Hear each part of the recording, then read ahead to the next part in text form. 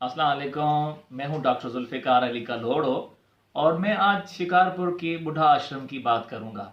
इसकी थोड़ी सी हिस्ट्री जो है वो मैं आपके साथ शेयर करना चाहता हूं कि जो बुढ़ा आश्रम है ये प्री पार्टीशन की खूबसूरत बिल्डिंग है शिकारपुर शहर में। और ये जो बिल्डिंग है वो लखीदर के करीब है और गवर्नमेंट प्राइमरी स्कूल के बिल्कुल सामने है।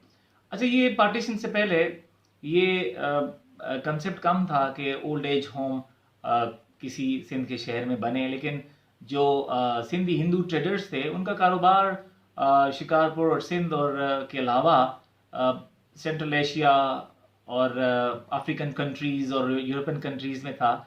तो जो बुज़ुर्ग लोग थे या सीनियर सिटीजन वो ट्रेवल नहीं कर सकते थे इतना दूर। तो वैसे उन इस बिल्डिंग से बनने से पहले यानी बुढ़ा आश्रम के बनने से पहले जो शिकारपुर में टेम्पल्स थे या दरबार थे उसमें वैसे कुछ कमरे रिजर्व होते थे इन सीनियर सिटीजन्स के लिए जहां वो रहते थे। तो बहरहाल ये जिस तरह बहुत सारे जो हिंदू फैमिलीज थी उनका बहुत बड़ा रोल रहा है शिकारपुर की डेवलपमेंट में, तो उसी तरह एक छाबड़िया फैमिली थी तो उसका भी बहुत बड़ा रोल रहा है शिकारपुर की जो इंफ्रास्ट्रक्चर डेवलपमेंट में। तो उसमें इन्होंने एक छाबड़िया फैमिली के एक साहब थे जो आयरन मर्चेंट थे, उनका नाम था तूरमल मूलचंद छाबड़िया। तो इनकी याद में ये जो बुढ़ा आश्रम है वो बनाया गया और इनके बेटों ने बनाया। तो बाहर की दीवार पे इंस्क्रिप्शन है जिस पे लिखा हुआ है कि ये तूरमल मूलचंद सेठ तूरमल मूलचंद छाबड़िया की याद में उनके जो बेटे हैं उनके नाम लिखे हुए, तीन जो बेटे हैं उनके नाम लिखे हुए, उनमें से राधा किशन दास परशुराम और हासानंद ने 1936 में बनाया। अब ये देखें कि मेरे ख्याल में ये अपर सिंध में वाहिद बुढ़ा आश्रम था जो 1936 में बनाया गया। उसके बाद लाड़काना में भी एक बुढ़ा आश्रम बना। गालबन इससे पहले कराची में एक बुढ़ा आश्रम था और सिंध के कुछ और शहरों में भी बुढ़ा आश्रम बाद में बनाए गए। तो ये जो बुढ़ा आश्रम है ये 2 मंजिला बिल्डिंग है। उसमें कहते हैं कि 14 कमरे थे, 2 कमरे ऊपर वाली मंजिल मंजिल पे और 12 कमरे नीचे।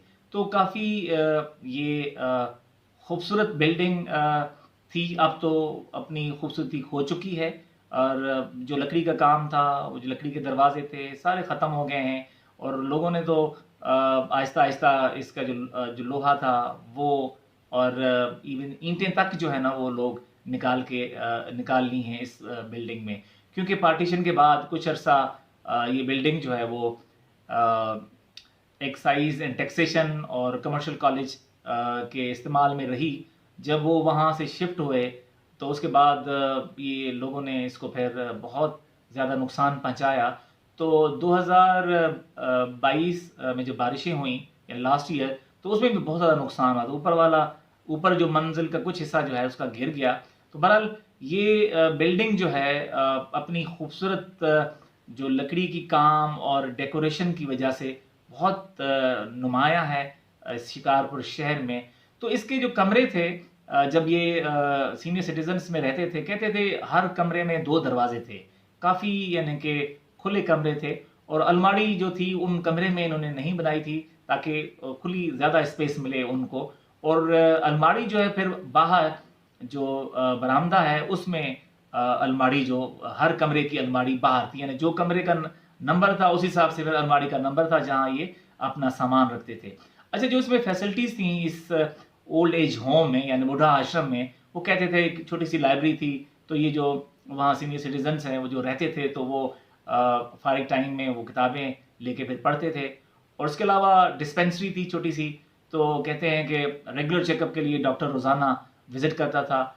और उनकी फिर इंटरटेनमेंट के लिए जो लोग वहाँ रहते थे उस बुढ़ा आश्रम में, उनके लिए फिर वीकली कहते हैं कोई इवेंट जो है वो अरेंज करते थे। और कभी कभार कहते हैं कि जो शिकारपुर के, क्योंकि किसी ज़माने में शिकारपुर में काफ़ी बागात थे यानी गार्डन्स थे, तो कहते हैं कि शाम के टाइम उनको जो सीनियर सिटीजन इस बुढ़ा आश्रम में रहते थे उनको बाहर उस शहर की सैर कराई जाती थी। तो बहरहाल अभी तो इस बिल्डिंग की बहुत ही खस्ता हालत है। जो उसकी असल खूबसूरती वो अब ख़त्म हो चुकी है। और अब अगर आप देखेंगे तो वहाँ सिर्फ एक इमारत है जो आहिस्ता आखिरी सांसें ले रही है। लकड़ी का जो काम था वो बिल्कुल ख़त्म हो चुका है। वो जो दरवाजे थे, मैंने पहले कहा, वो दरवाजे लोग जो है निकाल के बिल्कुल दरवाजे भी निकाल लिए हैं, कुछ चीज़ें नहीं बची, इवन ईंटें भी लोगों ने निकाल लिए। तो ये खूबसूरत बिल्डिंग अब बिल्कुल ख़त्म हो चुकी है। इसको बचाना चाहिए इससे पहले कि बिल्कुल ये मलिया मेट हो जाए। तो मैं समझता हूँ कि गवर्नमेंट ऑफ सिंध को इसको बचाना चाहिए। तो नेक्स्ट वीडियो तक अल्लाह हाफिज़।